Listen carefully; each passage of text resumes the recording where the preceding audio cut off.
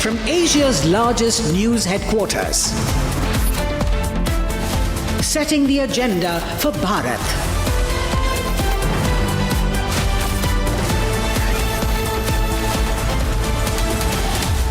You're watching Republic.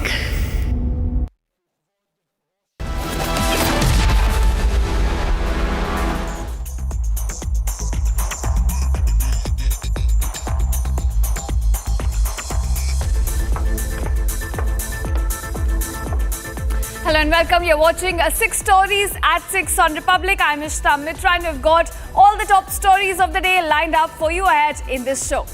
Now, starting with, in a sweeping escalation of its probe, Enforcement Directorate held a second round of questioning with the Reliance Group Chairman Anil Ambani in a massive case of money laundering. Now, ED has also attached aboard Anil Ambani's Mumbai residence pegged at rupees 3,716 crore rupees in connection with the alleged bank fraud involving his group company Reliance Communications. The trail of the alleged financial irregularities was not confined, in fact, to Indian shores. Anil Ambani's liabilities extend overseas as well, with reports now indicating dues of nearly 13,000 crore to Chinese banks. Here's more on this expanding financial web. Take a look. The ED has intensified its probe into the alleged financial irregularities involving the Reliance Communication and Anil Ambani's asset. Today, Anil Ambani appeared before ED for the second round of questioning. A day after provisional attachment order was issued under the Prevention of Money Laundering Act against a luxury residence aboard worth rupees 3,716 crore. Bank धोखाधड़ी मामले में ED ने बड़ी कार्रवाई करते हुए उद्योगपति अनिल अंबानी के घर को अटैच कर दिया है। मुंबई के बांद्रा के पाली हिल में स्थित आलीशान घर अनिल अंबानी का अटैच हो चुका है। मैं तस्वीरें दिखा रहा हूं कि अनिल अंबानी का घर का ये 17 मंजिला है जो आलीशान घर देख रहे हैं, राजमहल जैसा बनाया गया था और फिलहाल ईडी ने अस्थायी रूप से इसको अटैच कर लिया है। 66 मीटर ऊंचा है यह घर और जो इसका जो कीमत बताया गया है 3,716 करोड़ की कीमत बताया गया है। With this action, the total value of assets attached in the case has risen to around rupees 15,700 crore. The Enforcement Directorate has intensified its action against industrialist Anil Ambani, attaching assets worth over rupees 15,000 crores so far in this money laundering probe. The ED action follows a CBI FIR alleging loan diversion of over 2,200 crores.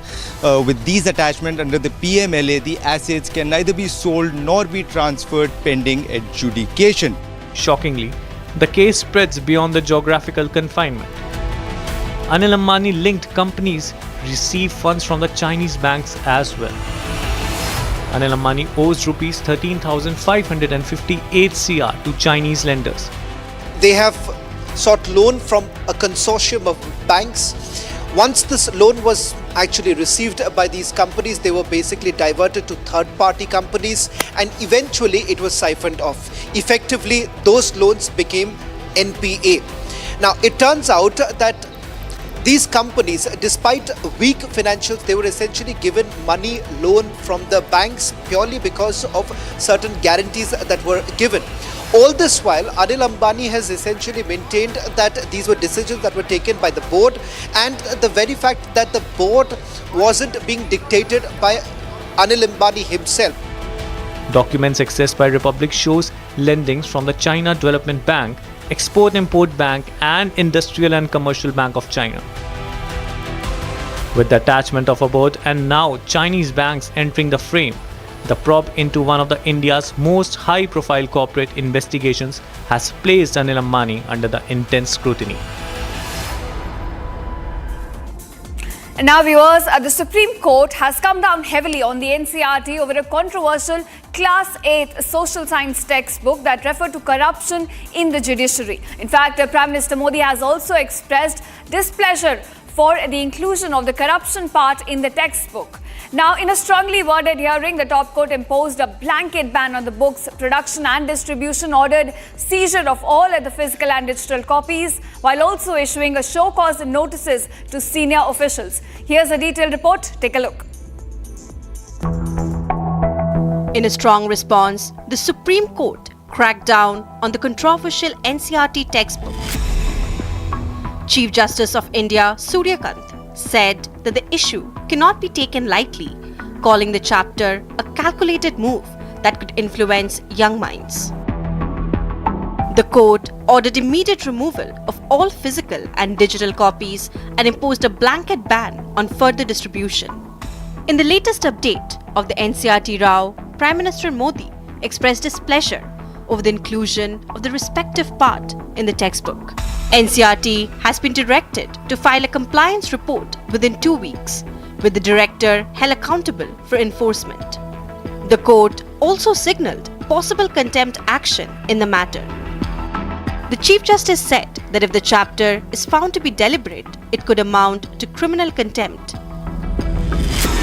Show cause notices have been issued to senior education officials, and the court has sought details of those who drafted and cleared the chapter. The case will be taken up again after 4 weeks.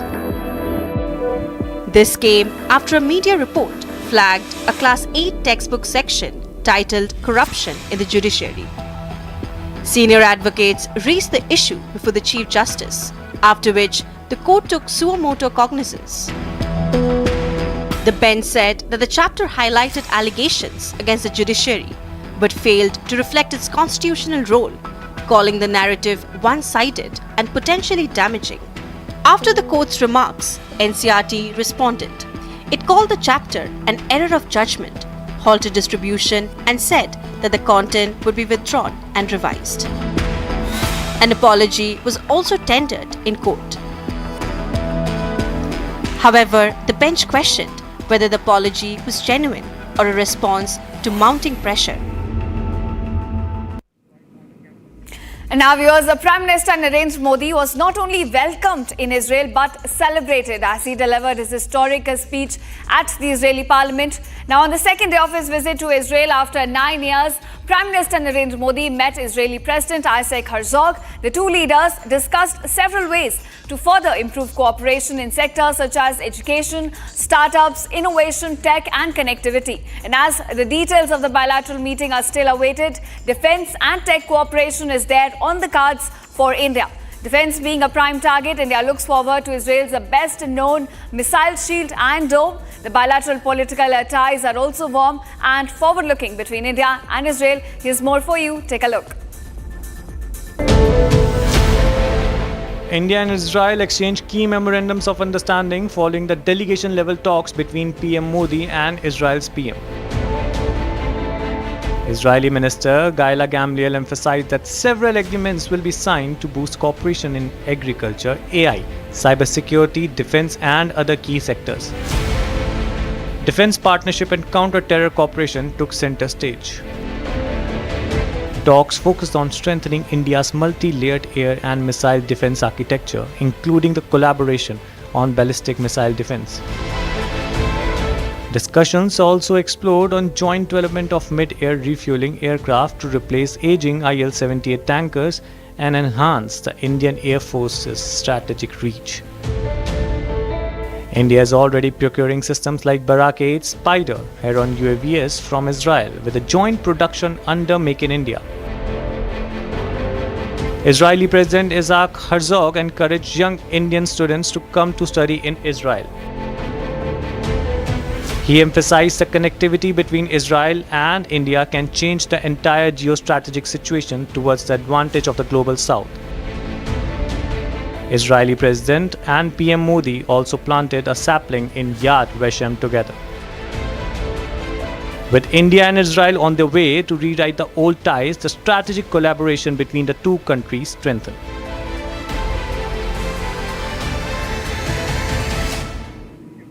And now viewers, the Telangana government is all set to acquire all the land in residential areas within 50 meters of the Musi River.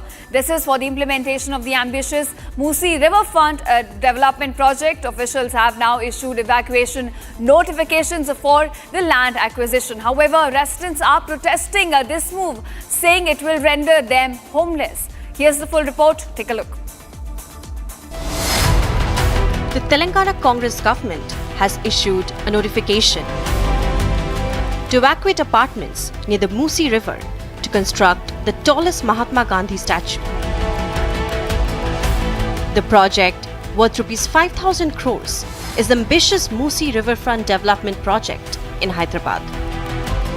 Don't make us homeless! Don't make us homeless! Don't make us homeless! Don't make us homeless! A notification issued by the Congress government to this particular residents here saying that they fall under the buffer zone for their ambitious Musi Riverfront project, so that they have to be evacuated. This particular notice issued to them, they have given them 60 days time to evacuate this particular residents. However, the residents here are claiming that this particular notice will make them homeless, will throw them out of their house, and they have been living here for several years and decades with their families living here for several decades, and asking them to evacuate this particular resident just in 60 days is something that is unacceptable, and the residents here have been protesting. The project is facing backlash from the residents, mostly retired defense personnel and senior citizens who have lived there for decades. They want to acquire entire apartment. We have 2 blocks, entire 6 point some change land. They want to acquire. They gave a notice for the acquisition. They are following the process of the acquisition, and we requesting them. We doesn't want to. We had our GBM unanimously passed a resolution not to surrender our land. The project, named Gandhi Sarovar Project, estimated to be set up in a sprawling 200 acres, has become controversial, with the government deciding to evacuate nearly 500 families living in Madhu Park Ridge apartments in Banglagura Jagir near Musi River. Residents claim that they do not oppose the project, rather they urge to implement without having to displace them. I purchased this flat in 2017. So that time I have verified all the legal documents. Okay. That time we came to know that according to GO 2010, the builder need to leave 9 meters buffer zone. As you can see, there is a more than 9 meter buffer zone is there. After that, in 2012, they released one more GO where they mention like any new construction which is beside river bed, they need to follow 30 meters buffer zone. So they already given permission in 2010, and this construction is completed in 2012. Already people are occupied these flats. So now suddenly they are saying it is illegal and builder didn't follow the 30 meters buffer zone. Meanwhile, Mahatma Gandhi's great-grandson, Tushar Gandhi, have strongly condemned the move, saying displacing residents to create space for a Gandhi statue is the most un-Gandhian action, and appealed the Telangana Chief Minister to not do it. The Telangana government clarified that structures earmarked fall within the designated buffer zone. However, residents claim that the apartment complex, built legally in 2007, did not come under the buffer zone and oppose the proposed acquisition. Residents are protesting the move for the past 10 days and are adamant on not moving out of their homes.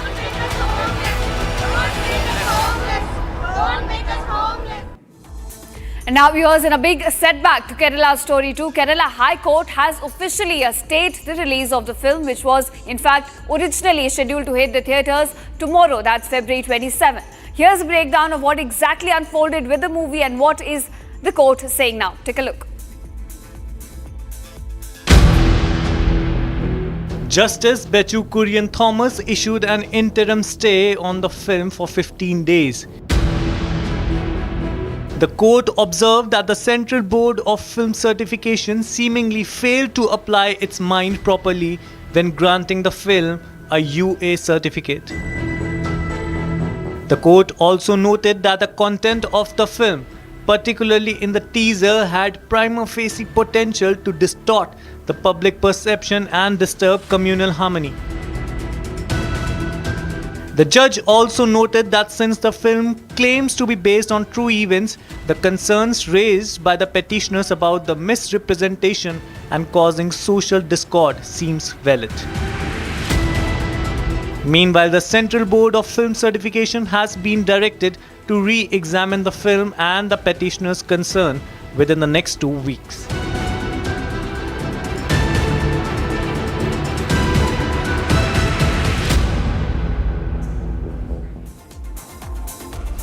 Now viewers, on the edge of India's western frontier, where our brave soldiers stand guard day and night, the Indian Army's Western Command today showcased its unmatched combat readiness and lethal precision.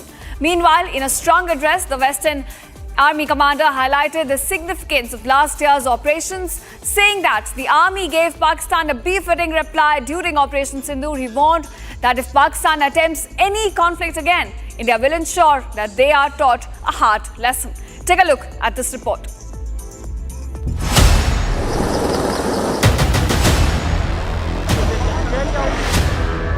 On the edge of India's western frontier, where our courage has been tested time and again, the Western Command of the Indian Army lays bare its unmatched combat readiness.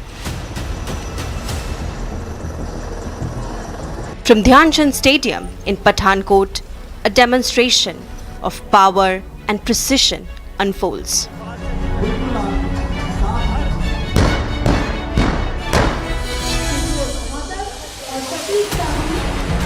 The Bhairav Battalion, a unit at the cutting edge of ground warfare, stands shoulder to shoulder with the Ashni platoon, the Indian Army's aerial power. Apache helicopters, intelligence and surveillance vehicles, and state-of-the-art counter-drone systems display a combat network built for the 21st century battlefield. Every tank, every drone, every system is not just hardware, it's a statement emphasizing that India is prepared and India is vigilant. Meanwhile, as Western Army Commander Lieutenant General Manoj Kumar Katiyar addressed the nation, he honored the heroes of Operation Sindoor, the campaign that delivered a decisive, resounding response to cross-border provocations. In his address, the Western Army Commander laid emphasis on how crucial last year was and how the Army gave Pakistan a befitting reply in Operation Sindoor. He warned sternly that if Pakistan attempts again, India will teach them a hard lesson. He also asserted that the danger is not over yet, and this time preparations are heavier than ever.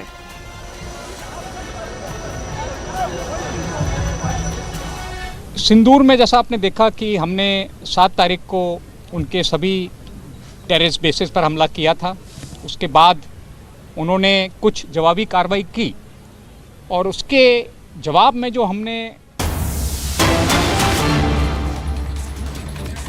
All right, viewers, we've got a big breaking news. Enforcement Directorate has now filed a prosecution. Breaking news that former Finance Minister P. Chidambaram has now been charge sheeted by the Enforcement Directorate in the Aircel Maxis case. In fact, we are just being given to understand that this case has been filed in the Rouse Avenue court. The charge sheet has been filed here and they have basically charged him of money laundering. I'll just quickly take you through the details of the charge sheet that I've just got from my source.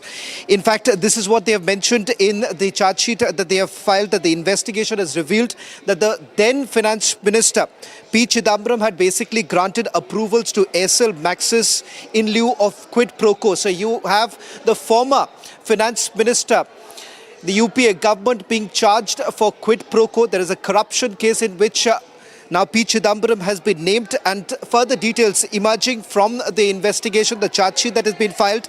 They say the foreign investor had basically applied for approval of the government for FDI of almost about $800 million US.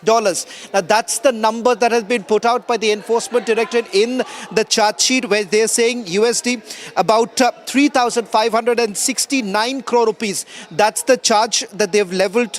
In fact, this has also been filed before the Cabinet Committee on Economic Affairs. In fact, this matter was basically raised before the CCEA for the nod to be given for SL Maxis as far as their operations in India is concerned. Now, they say that there is a larger conspiracy at play. The approval was basically given in a fraudulent manner, in a fraudulent, dishonestly granted by then Finance Minister P. Chidambaram. This was in 2006 when the approvals were basically given to SL Maxis for further operations. Let me also take you through more details.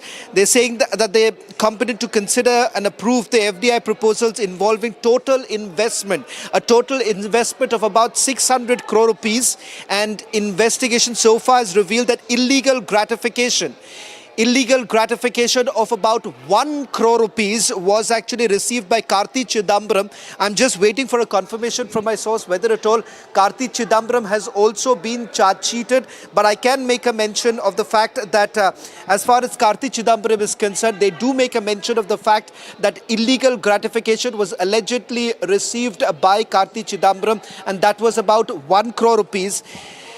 In fact, this came in to a company that has been linked to Karti Chidambaram, that is MS Advantage Consulting Private Limited. So the money that they took from SL Maxis and subsidiary companies were essentially from third parties, and it finally was being routed to companies linked to Karti Chidambaram. In fact, the other point that has been made in the charge sheet is that the financial transactions between Chidambaram and his son Karti Chidambaram has also basically emerged in the investigation. They've revealed that funds that were received by this company called Advantage Strategic Consulting Private Limited have been spent for and on behalf of P. Chidambaram. So they are clearly making a mention that it was the money that was being received by Karti Chidambaram was on behalf of P. Chidambaram. Now, this is how they are substantiating this particular claim by saying that in certain signatures that were made as far as financial transactions are concerned, Karti Chidambaram himself had done it. Now, the other important aspect that has been highlighted here is that they are also picking up that proceeds of crime amounting to about 1 crore rupees has been provisionally attached. They also make a mention of the fact that P. Chidambaram has been named as an accused number 6. So let's just put these details out. P. Chidambaram has now been named as accused number 6 as far as this case is concerned. And the order has been placed before the Honorable Supreme Special Court, Rouse Avenue, by the ED to expedite the trial. So yet another big news now coming in with a prosecution complaint, which is essentially a charge sheet that has been filed against the former Finance Minister P. Chidambaram for his clear role as far as the SL Maxis is concerned. Let me just quickly recap for all our viewers who are tuning in right now why this is a significant development that has taken place in the SL Maxis case, because you're clearly looking at the role of the then Finance Minister emerging from this investigation that has carried out so far, with the Enforcement Directorate clearly stating that for the SL Maxis operations in India, an investment of about 600 crore rupees, which was basically expected, the licenses were essentially given in a fraudulent manner. In fact, there was a quid pro quo is what the Enforcement Directorate maintains, and as far as the quid pro quo is concerned, they're clearly indicating that roughly about 1 crore rupees was actually sent to a company that was linked to P. Chidambaram's son, Karti Chidambaram. Advantage Strategic Consulting Private Limited is the company that allegedly received the money from SL Maxis and subsidiary companies. So clearly the charge here leveled against the former finance minister is of giving licenses when he was holding power, and the very fact that certain rules and as far as FIPB rules are concerned, they were also flouted by the then finance minister. All right, so those are the big details that have been revealed now by the ED in the case against former Finance Minister P. Chidambaram. Shravan, do give us more details as to what role he played in exactly giving approval to these companies.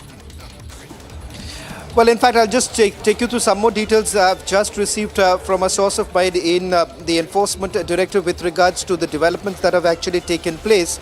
Now, this is what they say, that they've already placed the prosecution sanction and they've received orders from competent authority with regards to sanctioning P. Chidambaram, the then Union Finance Minister, in respect of the offence of money laundering, number one.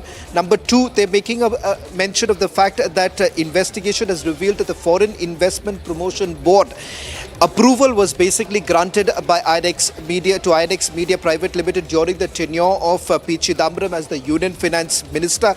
Point number three that they make in the charge sheet is with regards to granting and subsequently regularizing this FIPB approval. Illegal gratification was basically demanded and received through entities that were basically linked to P. Chidambaram. And in fact, they're saying that the financial transactions that were basically taking place in these companies, in which it seems that Karti Chidambaram has been directly linked, they say this was on behalf of the former finance minister P. Chidambaram. They've also taken statements of various individuals of INX Media Private Limited, where they say that these licenses were basically granted in a fraudulent manner. There was pressure, undue pressure that was put on the FIBP board to basically grant those permissions for carrying out operations in India. Now, Shravan, there's also a mention of some transactions between P. Chidambaram as well as his son Karti Chidambaram, and also he's mentioned that he took some kickbacks, in fact, in the charge sheet. Give us more details on that. What exactly was the role played by Karti Chidambaram here? Well, the mention of this company called Advantage Strategic Consulting Private Limited is a company. In fact, this is an exhaustive, investigation that was also done by Republic Media Network a few years ago, when we had also accessed documents of Advantage Strategic Consulting Private Limited. The question was whether at all Karti Chidambaram was linked to this particular company or not. Now, the documents in possession of Republic TV clearly goes on to indicate that there is a direct link with Karti Chidambaram, number one. Number two, the fact that he was also receiving money from various other entities. There is also a visa scam in which Karti Chidambaram has been probed by the central agencies, where they're basically saying that these are the companies that were basically floated so that they could take the money, particularly money that was, or the proceeds of crime that was generated from these scams, so that they could be diverted and entered into these entities. Right. Shravan, so we understand now ED has filed.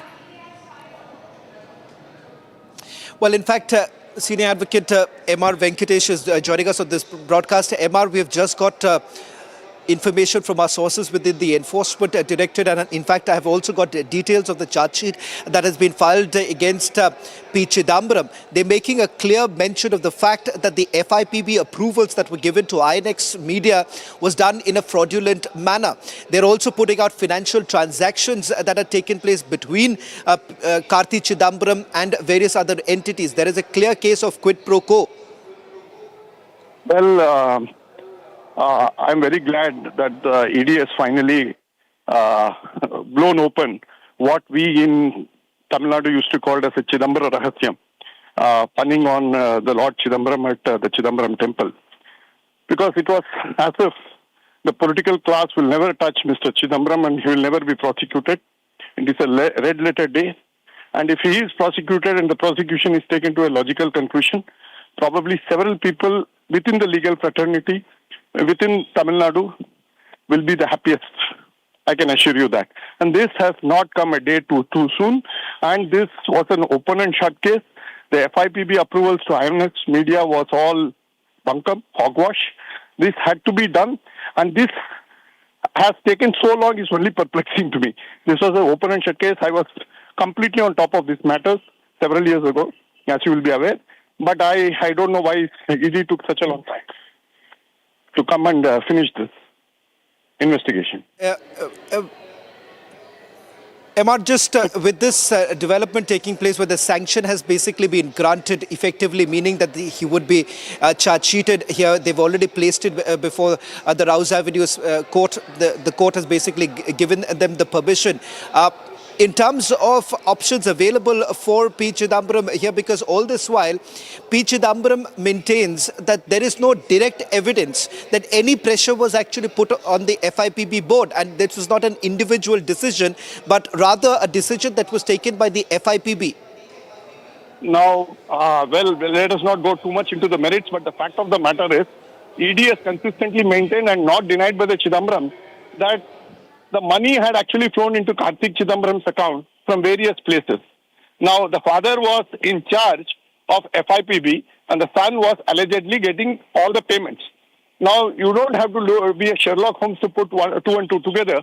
It's basic common sense, basic human nature that the son was allegedly getting payments and the father was definitely approving the FIPB approvals through all his minions in the ministry. Now, that is the fact we need to factor in this type of situations. Well, thank you very much, Amar, for joining us on this broadcast. A big news coming in from the national capital, where the nod has been given for charge-sheeting P. Chidambaram, the former finance minister, as far as the Aircel Maxis case is concerned. Ishita. All right, viewers, that's the big news coming in at this hour. P. Chidambaram has been charge-sheeted by ED in a money laundering case. The charge sheet also mentions his son, Kartik Chidambaram, and Republic is breaking the story at this point. Big allegations and in fact mentioned in that charge sheet against P. Chidambaram, the former finance minister. It's a case of a money laundering, in fact, involving Aircel Maxis, and now he's been charge-sheeted. We'll of course have to see what are the options available for the former finance minister. The son, Kartik Chidambaram, is also mentioned in the case, and those are the latest updates, viewers, we're getting at this point about ED filing a prosecution, a sanction against the former finance minister, Kartik P. Chidambaram, in fact, and the son also, Kartik Chidambaram, mentioned in the ED charge sheet. It's a case of money laundering involving Aircel Maxis, and we're breaking the story at this point. It's a case that has been going on for a long time now, and former finance minister has now been named by the Enforcement Directorate in its charge sheet, mentioning, in fact, that he had given some approval to companies. And now the son is also mentioned in the ED charge sheet, along with the former finance minister. That's the latest update, viewers, we're getting at this point on Republic TV. ED has filed a prosecution sanction against the former finance minister.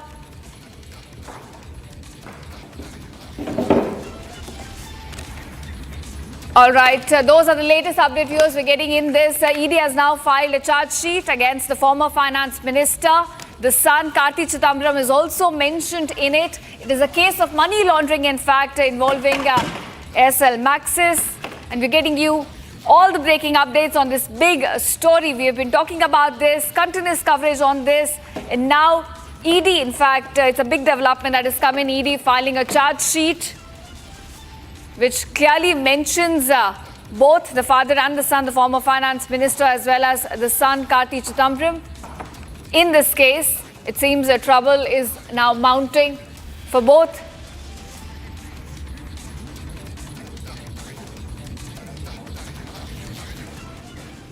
And now, viewers, shifting focus. For the first time, the Indian Air Force shares a video showcasing the Sudarshan S-400 long-range air defense missile system in operation, along with the caption of scoring the longest ever kill recorded in